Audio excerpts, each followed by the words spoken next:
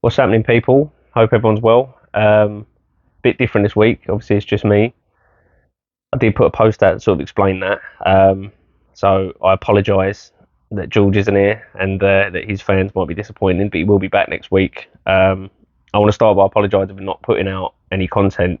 It's just been one of those things. I was ill for a little while, bedbound for days, so we weren't able to put one out. And then both of us, just with work schedules and things like that, just getting together has been difficult enough. So yeah, that's the reason we haven't put anything out.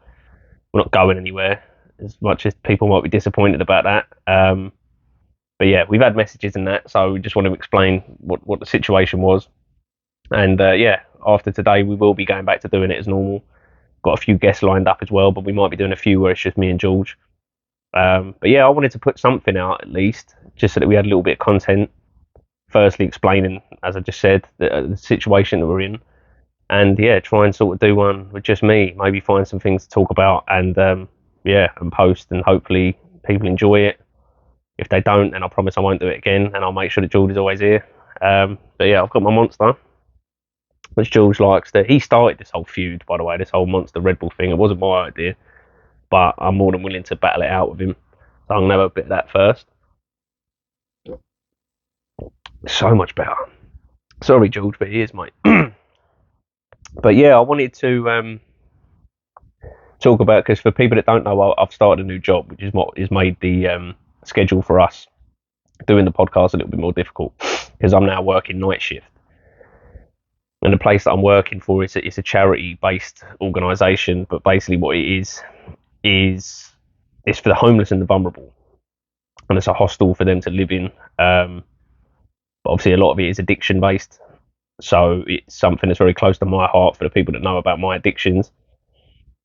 So it's a job that I wanted to do for that reason, to sort of help people that were where I once was. You know what I mean? And as we've spoken about many times on the podcast, or anyone that knows me and knows my story, I couldn't have done this alone.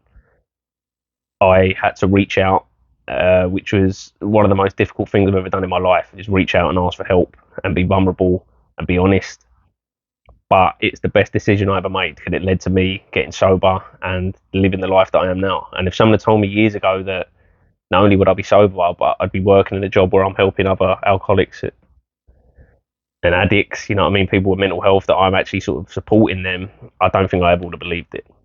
But that's the reality of my situation, and that has simply come from hard work, for reaching out, for putting in the effort to try and get sober and turning my life around. And yeah, and I'm just eternally grateful to be in the situation I am now. And working with the people that I do, they're incredible people that have just, you know what I mean, that life's just not gone their way, and there is still time for them to turn it around. And people are getting sober, people are battling with mental health and winning the fight, and getting better. And it sort of makes me think about my own, sobriety, which is what sort of what I wanted to talk about, because the idea of the podcast obviously is to cover as many subjects as possible to help us reach as many people as possible. So we talk a lot about mental health, we talk a lot about addiction, we have a laugh and a joke in the process, obviously, because that's what it's all about. And it certainly is what me and George are all about, is trying to see the positive and the funny side of everything. But I also can't forget where I was and how hard it has been to get to where I am now. So I wanted to sort of talk about my story a little bit. I know that anyone that's seen the comment section know that I've been criticised for loving the sound of my own voice, and I hold my hands up to that. I do. I enjoy speaking, and I like sharing. Whether it's it might be an ego thing sometimes, but for the most part, I truly believe I'm doing it for the right reasons, which is to help others. And as I replied and posted about, I'm all for the criticism. Let us know if there's something that you don't like, we'll change it. We're not going to be upset with any of the comments. We're doing this for the people. So at the end of the day, you need to tell us, and we'll do our best to sort of amend it and adjust it so that it could be best suited for the viewer. At the end of the day, it's not about us. But yeah, so I wanted to talk about my story a little bit. If you don't want to hear that, then feel free to stop watching now, and I don't blame you. I'm not going to be doing like a 45-minute thing, so don't panic about that. I've got it's sort of become a catchphrase now. There's nothing planned. put the camera on and see what comes out. But yeah, maybe it's a bit of inspiration. Maybe it's just a bit of insight to who I am and where I come from. Yeah, we're just going to talk about my story. So I started drinking. I don't remember specifically the age of that, but I know certainly 13 was an age when I remember drinking alcohol. I remember going to a house party with my older brother and turning up very nervous. I was the youngest person there. Most people were sort of 16. And I had a few drinks and I enjoyed it. I sort of come out my shell. I went from being this nervous kid to suddenly very confident and trying to make people laugh. And I enjoyed it. And from that point onwards, I sort of thought, I want to do this every day. I thought I'd unlocked some sort of superpower that could make you funnier, more confident, better looking, because in your brain at that time you are. I'm sure a lot of people can relate to that when they've had a drink. So I thought, why are people not doing this all the time? And obviously now I understand that that was an addiction speaking to me already.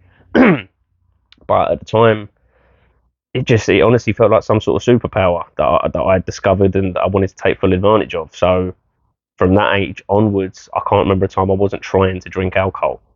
I was sort of using any opportunity, whether it be house parties and I could sneak alcohol, whether you'd stay around a friend's house who had slightly more lenient parents that would let you have a couple of beers, and it's like any sort of thing like that. And as we covered on the podcast before, the drinking in this country in particular starts from a young age, not just with alcoholics, but just people are able to access alcohol maybe too easily. But again, I understand that not everybody has that alcoholic addiction, so if they can handle it, then it is what it is. I've spoken about it many times that I don't condemn alcohol. I think when used correctly, it's one of the greatest inventions of all time. It brings people closer together. It makes events more fun and it sort of loosens people up. But unfortunately, in the wrong hands, it can be detrimental. And it certainly was for me. It can be damaging. It can be dangerous, highly addictive. So if you're able to drink alcohol in a correct way, then I'm all for it. It's just, sadly for me, I couldn't do it. And I say sadly because I had such amazing times in my drinking days. I had great memories, but at the same time, I'm what people call a grateful alcoholic, because as backwards as that may seem, I'm thankful for what I was, what I am, and where my life has turned out to be. You know what I mean? Like if it wasn't for my alcoholism, I wouldn't have found recovery and I wouldn't be living the life I am now. So I am grateful for the most part because of that. But as I was saying, from sort of 13, I started drinking and did it whenever I could. And then certainly from 16, 17, again, like most people in this country, unfortunately, you go to house parties and you get drunk, and some people can handle it, some people can't. I was always a good drinker. Anyone that ever saw me drinking knew I could put some away, I could handle it. I wasn't one of these people that would have a few and throw up and act silly.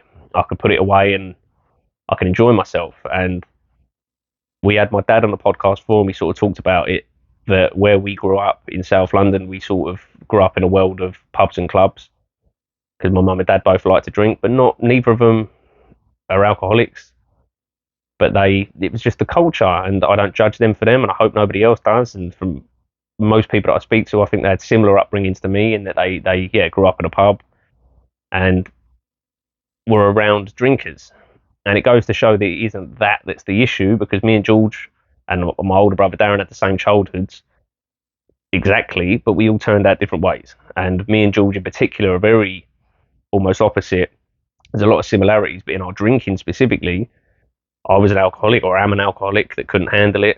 And George is just like my dad. He's a great drinker. They can drink to the perfect amount, never really go too far, never act like idiots, never really get into any trouble. They can call it a day when they've had enough and they go back home again. That wasn't me.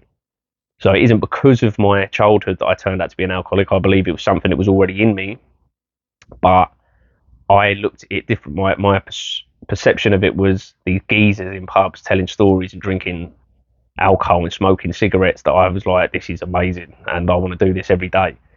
And there wasn't probably the best role models, but before I knew it, I was living that dream. I was that person that was going out every weekend. I would walk up to the bar and ask for the usual, and I got it.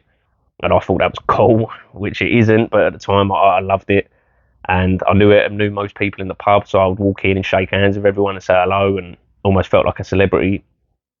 I know how pathetic that sounds, but I'm just being honest about how far gone I was back then. And I would go out drinking every weekend. And if I wasn't out drinking, more than likely I was drinking indoors, which is probably something that I did more overall. Was drink in my room, in this room actually, which is almost quite nice that I'm filming this now in the same room that so much went on. That I did a lot of bad things. I was pre-drinking a lot. If I did go out, I'd have a bottle of whiskey before I left, and part of that was outright addiction. That I needed it. It was a necessity. It was my medicine. But a lot of it came down to insecurity as well, as far as I was unable to walk into the pub without a certain amount of alcohol in me first because I'd be nervous. And I couldn't appear vulnerable to other people because I had such a huge ego.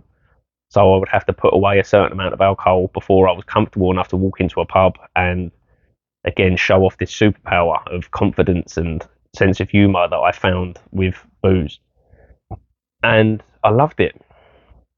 As I say, I had amazing memories in my drinking time, and I met some incredible people, friends that I'm still friends with now, and I had fun.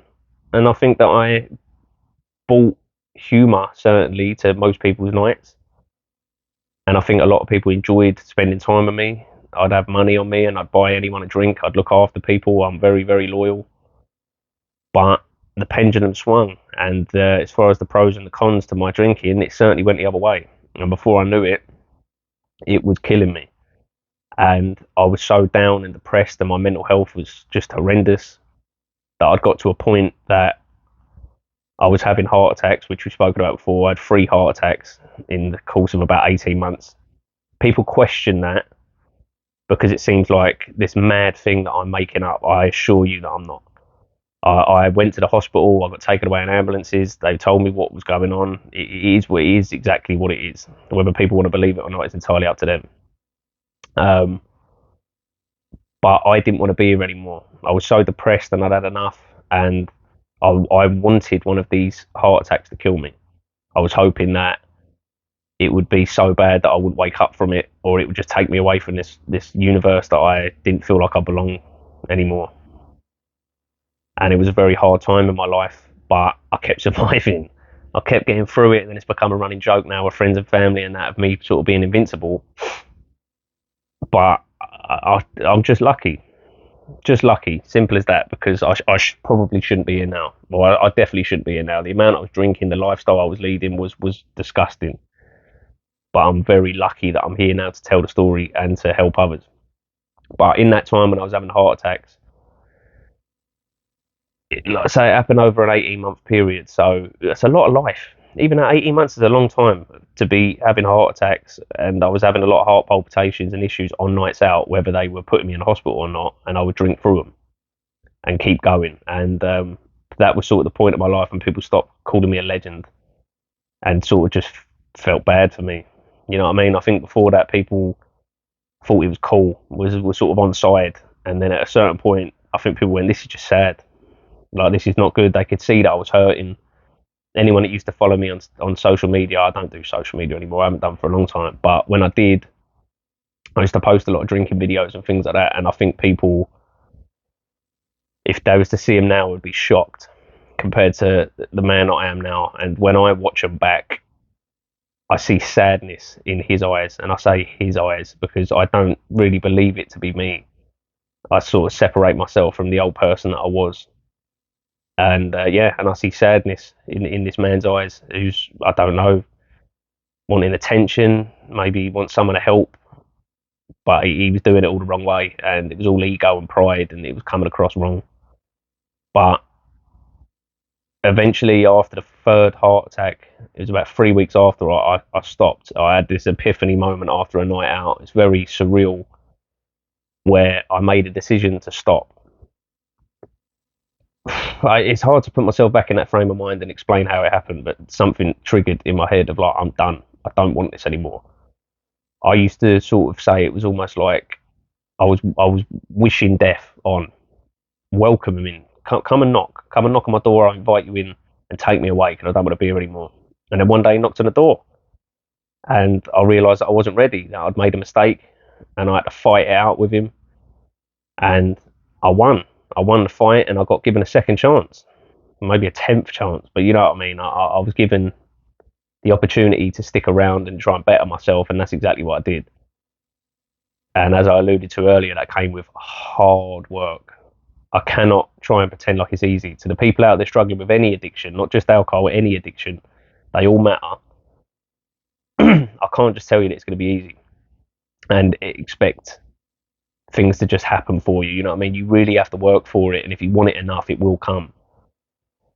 And there's an expression that goes around of like, it will get better. And that's a hard one to accept, because when you're in the depths of hell, as it seems, you can't expect it to get better, but it does. My life is up and down as it can be, is a lot better now than where it was. And the fact that I have a life at all is a big deal. So I reached out. I reached out for help, and that's what I did. I went to meetings and I put the work in, I put the effort in. It became a daily fight, a daily struggle, and it is one day at a time. Again, it sounds cliche, but it's true. I have to think about today. If I think right now, will I be sober by tomorrow morning? I can semi-confidently say yes. I'm having a good day today, so yeah, I'm like, yeah, I think I can get through today. If someone says to me, do you think you'll be sober in a year? I'm like, I don't know. I don't know what's going to happen in a year. You know what I mean? So it's not worth thinking about. I'll get through today. And I wake up tomorrow morning and I do it again. And that to me is a good way of living. It's just living in the now. Let's deal with right now. Let's not stress. Let's not get anxious about anything else, because I'm prone to that. Let's just live in the now. And as far as my sobriety and my recovery, it's solid. I'm happy with it. I'm working at it every day, but as I say, I feel good about it. As far as my mental health, it's a different story, and it's good for now, but they're not directly linked necessarily. I gave up alcohol, and that broke a habit. It didn't cure me. There isn't a cure for alcoholism or for addiction for the most part. It is a case of learning to live with it, learning to be in control of it.